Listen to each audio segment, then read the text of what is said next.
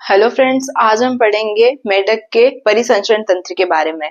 परिसंचरण तंत्र किसे कहते हैं? रक्त द्वारा विभिन्न पदार्थों को अपने शरीर के विभिन्न अंगों तक पहुंचाने की जो क्रिया होती है वो क्या कहलाता है? परिसंचरण तंत्र कहलाता है। यानी जो ब्लड हमें पता है कि हमारे शरीर में क्या होता है, रुधिर बहता रहता है। तो रुधिर का जो ये बहना है और यह जो पोषक पदार्थ या जो गैस है उसका शरीर के विभिन्न अंगों तक पहुंचना है वो क्या कहलाता है? परिसंचरण तंत्र कहलाता है। तो हम सबसे पहले देखते हैं अशुद्ध रुधिर और शुद्ध रुधिर किसे कहते हैं।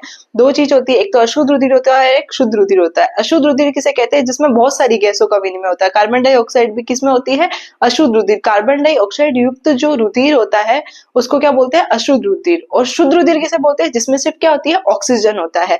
तो अब ऑक्सीजन युक्त रुधिर जो हो गया वो तो हो गया शुद्ध रुधिर, और कार्बन डाइऑक्साइड युक्त जो रुधिर हो गया वो क्या हो गया? अशुद्ध रुधिर होता है।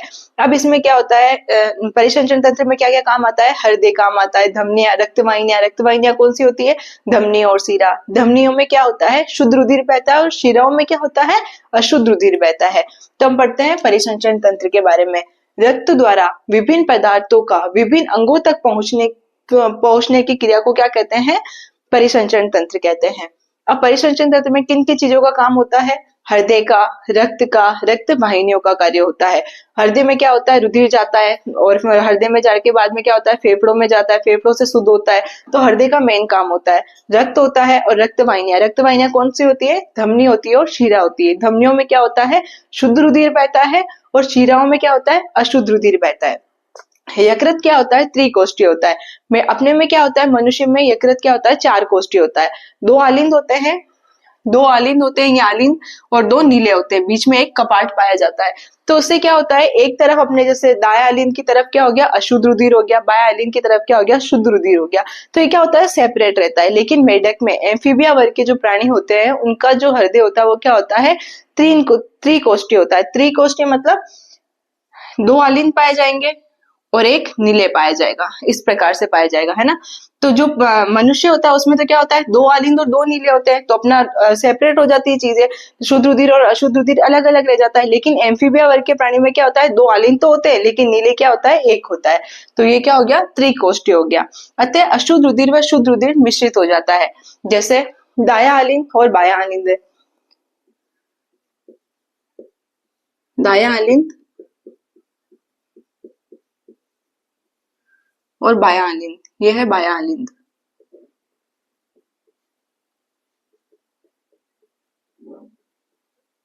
अब इन दोनों से जो रुधिर आएगा वो कहाँ जाएगा? इस नीले में। तो यहाँ पे क्या हो जाएगा? मिश्रित हो जाएगा। शुद्ध रक्त और अशुद्ध रक्त क्या हो जाएगा? मिश्रण हो जाएगा। तो त्रिकोष्ठीय होता है, ये अशुद्ध रुधिर व शुद्ध रुधिर क्या हो जाए? मिश्रित हो जाते हैं। दाएं आलिंद के नीचे एक सीरा कोटर होता है, उसे क्या कहते हैं? साइनस वेरोसम कहते हैं।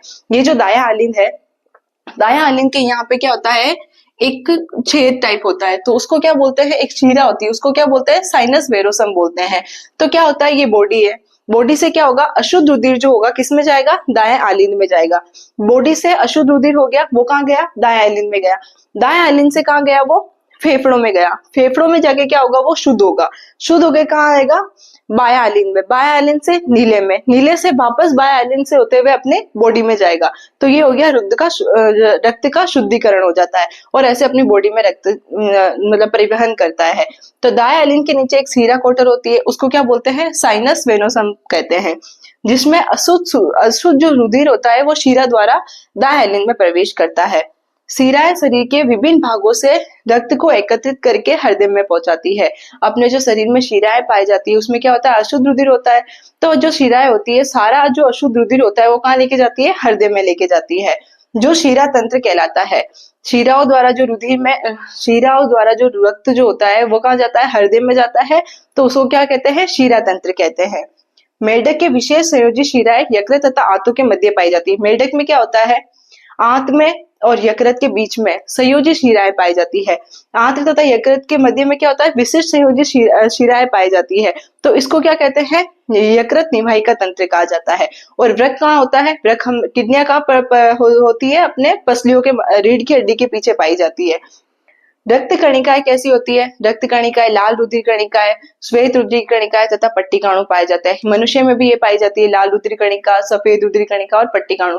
लेकिन मनुष्य में क्या होता है, लाल रुधिर कणिकाओं के मध्य केंद्रक नहीं पाया जाता है, सिर्फ क्या पाया जाता है, हीमोग्लोबिन वर्णक। हीमोग्लोबिन वर्णक के कारण क्या होता है, ब्लड का लाल रंग होता है। किंतु इन मेढक में क्या होता है, लाल रुधिर कणिका पाई जाती है, इसमें भी हीमोग्लोबिन पाया जाता है, इसकी वजह से क्या होता है, रुधिर का रंग लाल होता है, लेकिन इसमें केंद्रक भी पाया जाता है। अब मेढक की जो मनुष्य की जो आरबीसी होती है उसमें क्या होता है, केंद्रक नहीं पाया जाता है, किंतु मेढक की जो आरबीसी होती है उसमें हीमोग्लोबिन भी पाया जाता है और केंद्रक भी पाया जाता है। अपने जो केंद्रक पाया जाता है वो किसमें पाया जाता है, श्वेत रुधिर कणिकाओं में। लाल रुधिर कणिकाओं में सिर्फ हीमोग्लोबिन नामक वर्णक पाया जाता है, केंद्रक पाया जाता है श्वेत रुधिर कणिकाओं में। लेकिन मेढक में लाल रुधिर कणिकाओं में ही क्या होता है, हीमोग्लोबिन वर्णक भी पाया जाएगा और केंद्रक भी पाया जाएगा। परिसंचरण के दौरान रक्त पोषक गैसों व जल को नियत स्थानों तक ले जाता है। रुधिर परिसंचरण क्या होता है, मांसल जो हृदय होता है ना, वो क्या होती है, उसके पंपन की क्रिया होती है। हृदय क्या करता है, पंप के द्वारा रुधिर को इधर उधर भेजने का कार्य करता है। तो हमने मेढक के श्वसन तंत्र, पाचन तंत्र तथा परिसंचरण तंत्र के बारे में पढ़ लिया। श्वसन तंत्र के बारे में हमने क्या पढ़ा, मेढक जल और थल दोनों में रहता है। जब जल में रहता है तब किससे श्वसन करता है, त्वचा से श्वसन करता है, तो वो त्वचीय श्वसन कहलाता है। लेकिन जब स्थल पर रहता है तो फुफ्फुस से श्वसन करता है, तो वो फुफ्फुसीय श्वसन कहलाता है। शीत निष्क्रियता तथा ग्रीष्म निष्क्रियता प्रदर्शित करता है, यानी कि गड्ढों में जब वह रहता है तब क्या करता है, वो त्वचा से श्वसन करता है। सिर्फ मेढक बारिश के समय में ही बाहर निकलता है, बाकी तो कहाँ, गड्ढों में रहता है, तो वो तब किस प्रकार से श्वसन करता है, त्वचा के द्वारा श्वसन करता है। तो हमने श्वसन तंत्र पढ़ा अच्छे से। फिर हमने पढ़ा आहार तंत्र यानी कि पाचन तंत्र। पाचन कैसे करता है, तो मुख में जाता है, मुख से ग्रशिका में जाता है, ग्रशिका से ग्रसनी में, ग्रसनी से ग्रशिका में जाता है। पहले क्या होता है, ग्रसनी होती है जो कॉमन पार्ट होता है वायु का और भोजन का, ग्रसनी से फिर डिवाइड हो जाता है, फिर ग्रशिका में जाता है, ग्रशिका से भोजन क्या जाता है, आमाशय में जाता है, आमाशय में क्या होता है, हाइड्रोक्लोरिक अम्ल होते हैं, जहाँ पे क्या होता है, भोजन का पाचन हो जाता है। फिर कहाँ जाएगा, आंत में जाएगा, और बचा कुचा भोजन है, इसमें क्या होते हैं, सूक्ष्मांकुर होते हैं जो क्या करते हैं, भोजन को अवशोषित कर लेते हैं। उसके बाद में जो अपशिष्ट भोजन होता है, जो बिना पचा हुआ भोजन होता है, वो कहाँ जाता है, मलाशय से और अवस्कर द्वार द्वारा बाहर निकल जाता है। तो हमने पढ़ा पाचन तंत्र का अंतिम पॉइंट क्या था, अवस्कर द्वार, अवस्कर द्वार द्वारा बाहर निकल जाता है। मनुष्य में क्या होता है, अलग अलग होते हैं, मतलब मूत्रवाहिनी होती है, मलाशय द्वार अलग होता है, मूत्रवाहिनी है, मूत्राशय द्वार अलग होता है, मलाशय द्वार अलग होता है। लेकिन मेढक में मूत्राशय या मलाशय द्वार जो होता है वो एक ही होता है, इसलिए इसका नाम क्या रखा हुआ है, अवस्कर द्वार। तो हमने पाचन तंत्र पढ़ा, परिसंचरण तंत्र पढ़ा। परिसंचरण तंत्र का क्या काम है, गैसों का आदान प्रदान करना या रक्त के द्वारा जो भी अवशोषित पदार्थ है, गैसें है, वो क्या शरीर के विभिन्न अंगों तक पहुंचाने का कार्य करता है। तो हृदय में क्या होता है, इनमें 3 कोष्ठ होते हैं, 2 आलिंद होता है और 1 निलय होता है। अब जो शरीर का जो रुधिर होता है, यानी कि जो अशुद्ध रुधिर होता है शरीर में, वो क्या होता है, दाया आलिंद के द्वारा क्या जाता है, दाया आलिंद के द्वारा हृदय में जाता है। ठीक है, दाया आलिंद से क्या करता है, वो फेफड़ों में जाता है, फेफड़ों में रुधिर क्या होता है, स्वच्छ हो जाता है, ऑक्सीजनित रुधिर हो जाता है। फिर वो क्या जाता है, बाया आलिंद में जाता है, बाया आलिंद से नीले में, नीले से वापस बाया आलिंद में जाके धमनियों द्वारा शरीर में वापस पहुंच जाता है। यानी कि देखो, मेढक में क्या होता है, त्रिकोष्ठी होता है, 2 आलिंद पाए जाते हैं और 1 नीले पाया जाता है। अब ये बॉडी है, बॉडी से क्या जाएगा, दाएं आलिंद में रुधिर जाएगा, वो कैसा रुधिर होगा, अशुद्ध रुधिर होगा। अशुद्ध रुधिर फिर कहाँ जाएगा, नीले में, फिर इसके बाद में क्या जाएगा, दाएं आलिंद से सीधा कहाँ जाएगा, फेफड़ों में जाएगा, फेफड़ों में क्या होगा, शुद्ध हो जाएगा, ऑक्सीजनित रुधिर हो जाएगा। फिर वो कहाँ जाएगा, बाएं आलिंद में, बाएं आलिंद से नीले में, नीले से वापस कहाँ जाएगा, बाएं आलिंद में, बाएं आलिंद से अपने शरीर तक पहुंच जाएगा। तो ये इस प्रकार से होता है परिसंचरण तंत्र। अभी अपन पढ़ेंगे उत्सर्जन तंत्र के बारे में।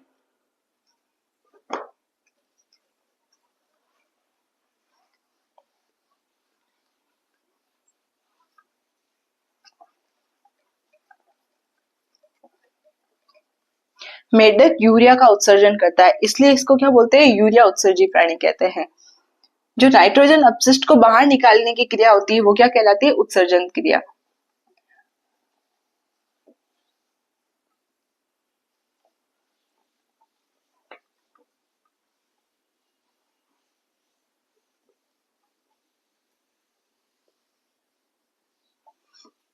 मेढक के रक्त में भी क्या पाया जाता है, आरबीसी, डब्ल्यूबीसी तथा प्लेटलेट पाए जाते हैं। बस मनुष्य के आरबीसी में क्या होता है, हीमोग्लोबिन वर्णक होता है, लेकिन केंद्रक नहीं पाए जाते हैं। किंतु मेढक के आरबीसी में क्या होगा, हीमोग्लोबिन वर्णक भी पाया जाएगा और केंद्रक भी पाया जाएगा।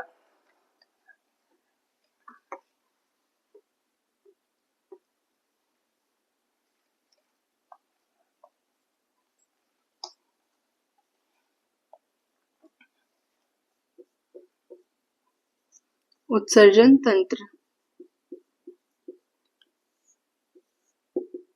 नाइट्रोजन अपशिष्ट को शरीर से बाहर निकालने की क्रिया क्या कहलाती है? उत्सर्जन कहलाती है। यानी जो भोजन होता है या जो भी चीज होती है, भोजन या जो भी पचने वाले सामान पच जाते हैं, और जो उत्सर्जन, जो नाइट्रोजन अपशिष्ट रह जाता है, जिनको शरीर से बाहर निकालना होता है, तो वो क्रिया क्या कहलाती है? उत्सर्जन तंत्र कहलाती है। तो नाइट्रोजन अपशिष्ट को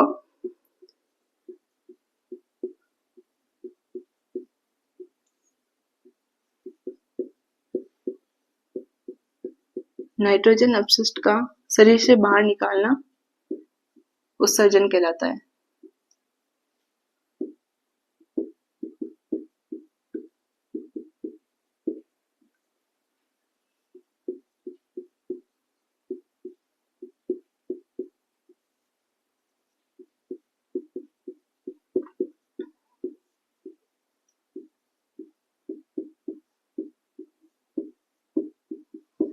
तो इसमें कौन से अंग काम आते हैं? वृक्क काम आता है, किडनियां काम आती है। वृक्क, मूत्रवाहिनी,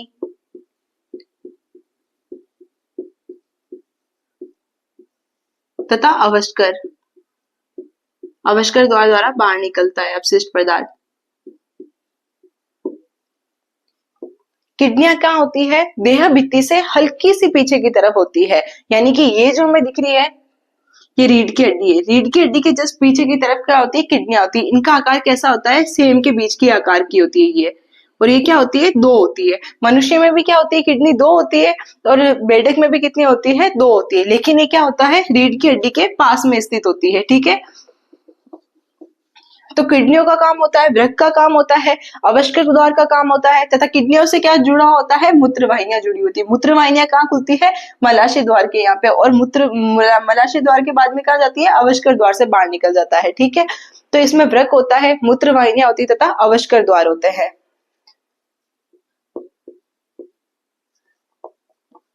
मेढक जो होता है यूरिया का उत्सर्जन करता है, इसलिए इसको क्या कहते हैं? यूरिया उत्सर्जी प्राणी कहते हैं। मेढक यूरिया का उत्सर्जन करता है।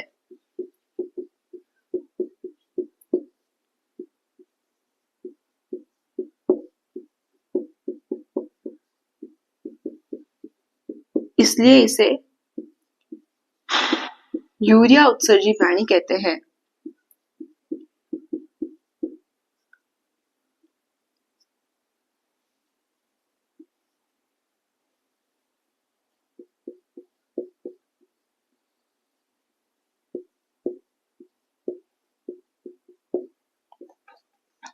नर मेढक में और मादा मेढक में एक अंतर होता है। नर मेढक में क्या होता है? मूत्रवाहिनियों द्वारा ही शुक्राणु भी त्याग होता है तथा मूत्र का भी त्याग होता है। लेकिन मादा मेढक में ऐसा नहीं होता है। अंडवाहिनियां अलग होती है तथा मूत्रवाहिनियां अलग होती है। तो नर मेढक में शुक्राणु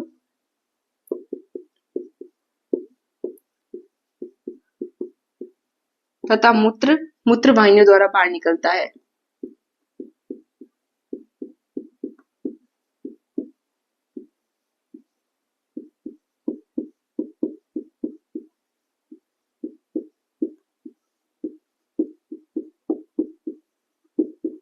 किंतु मादा मेढक में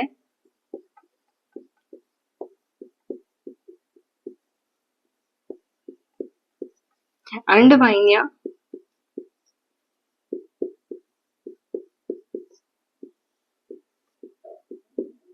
तथा मूत्रवाहिनी अलग अलग होती है।